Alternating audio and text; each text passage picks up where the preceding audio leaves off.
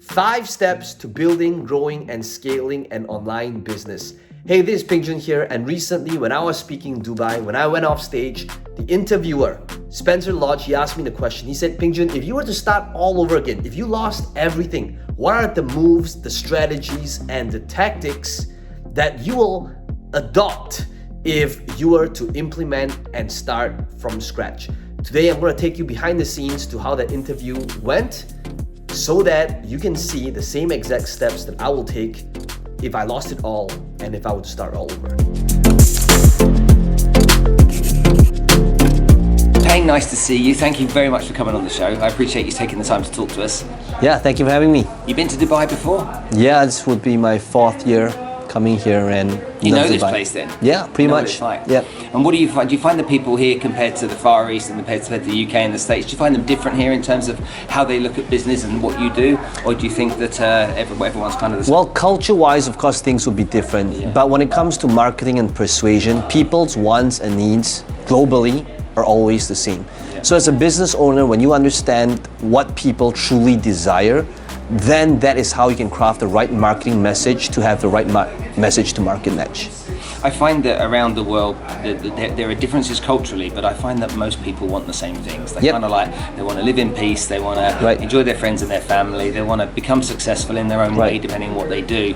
So I find that as much as we say things are different, I think we're all kind of like aiming for the same goal. 100%. Yeah? Like one of the things I can get somebody to do is like literally get them to close their eyes, and I can say like, I want a better life. I want to be able to take care of my family, my kids. I want to be able to have a degree of freedom.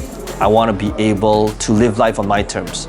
I want to be able to take my family to nice restaurants. And when I'm thinking about that in that process, I'm literally describing every single person out there. Whatever it is that person has, if you can link marketing messages based upon these different principles, that's persuasion right there. How do you, let's go into a bit of detail here, how do you help people make money? How do you help people create a career and a future? What exactly is it you do, nice and simply for me so that we don't confuse people? Right, so I have a 5-step process. Number 1 is really just identifying a market that you want to go into. And if you take a look at the opportunity we have right now, every single market, whether it is makeup, playing computer games, gardening, or serious markets like investing, real estate, social media, that's $1 million business right there. So the right question to ask is, if somebody else did it in that market, what did that person do that you didn't do? So that's number 1, really identifying what target segment you want to serve. Then number 2 would be building a sales process around it. It's not about having a website, it's about having a strategic set of pages to bring people through from the time they don't know who you are to the time they actually buy. And there's a proven sales process, whether it's to sell physical products, whether it's to sell digital products, whether it's coaching, whether it's business. It's a proven sales model, a proven business model for that target market. And number 3 is really about understanding how to promote a product. If you understand how to promote a product, whether it's your own product or somebody else's product, that is how you unlock and have leverage so that you're no longer trading time for money. When a business becomes only when it becomes highly scalable when they're no longer selling their time. So one of the things that I do is I coach many either businesses that's selling services, entrepreneurs that's trading time for money, coaches, consultants, to get out of the game of selling more time, because let's face it, during the good times when you're having a ton of sales and leads, what's going to happen is that person that's in the service-based business is going to hate their life, because literally they will have no life, right? And then number 4 is really about understanding traffic. It could be direct response. How do you drive traffic so that for every $1 you spend, you get back $2 in return, and building that brand, that following on social media by understanding that, I was going to bring up my phone somewhere, but the phone is the new TV, right? Literally the channels is the new, the apps are the new channels. And whether it's Facebook, YouTube, Instagram, understand that the conversation is already happening right now. And you just got to figure out where your audience is hanging out and enter the conversations that they're already having. And finally, number 5 is just really understanding automation. Understanding that the big picture of the game is about removing yourself from the business, and by having the right processes and by having the right systems in place.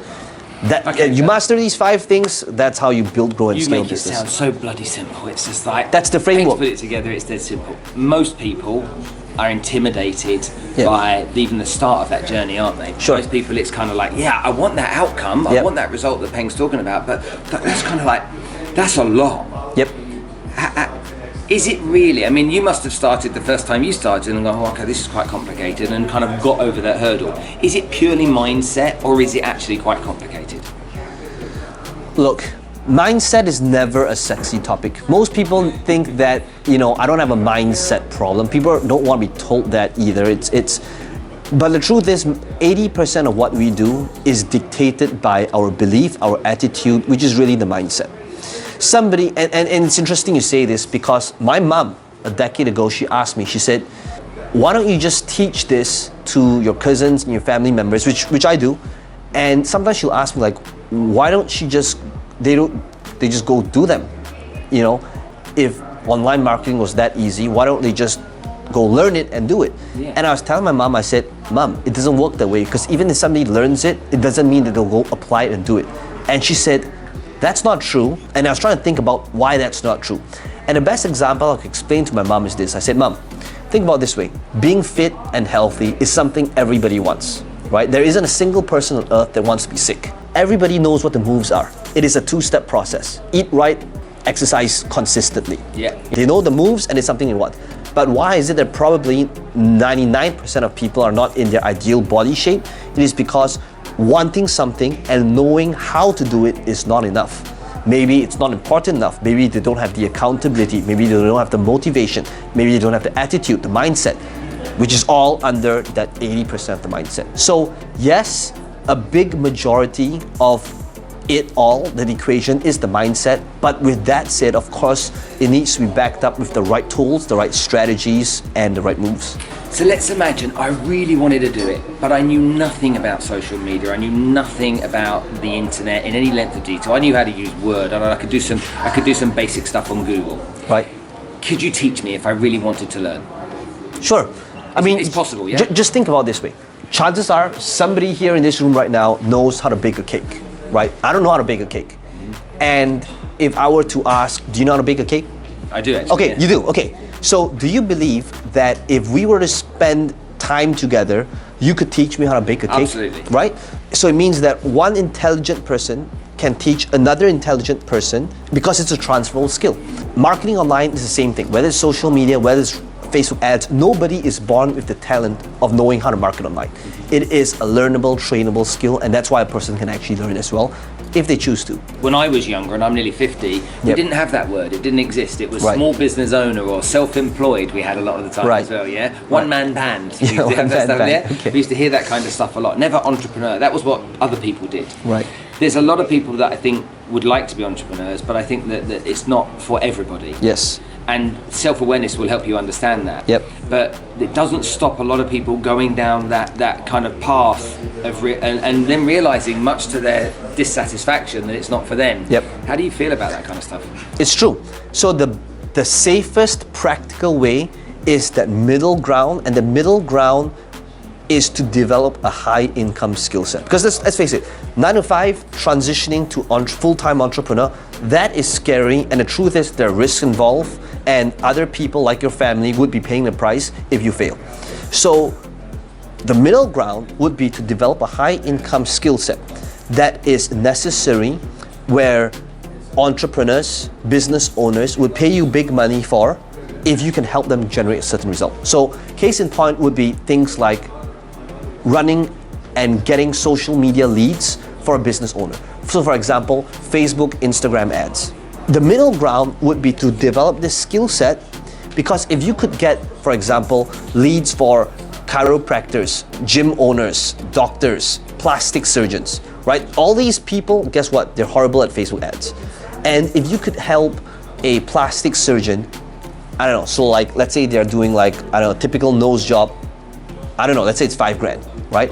If you could help this plastic surgeon get 5 extra walk-ins, that would be an extra $25,000, right? And that's you doing a horrible job. Do you think that that business owner, that plastic surgeon, would pay you, say, $2,000 or $5,000 because you helped this other person generate an extra $25,000 in revenue, right? That's what I'm talking about. So it doesn't necessarily have to be just, oh, I'm gonna have to, dive head first to become an entrepreneur. But the middle ground would be to develop this high income skill set. Dipping your toes in the water type of thing. You have a go at it, and then don't sacrifice everything right now. Correct. Yeah. And that's the practical side. That's what you can teach people to do, can't you? Yeah.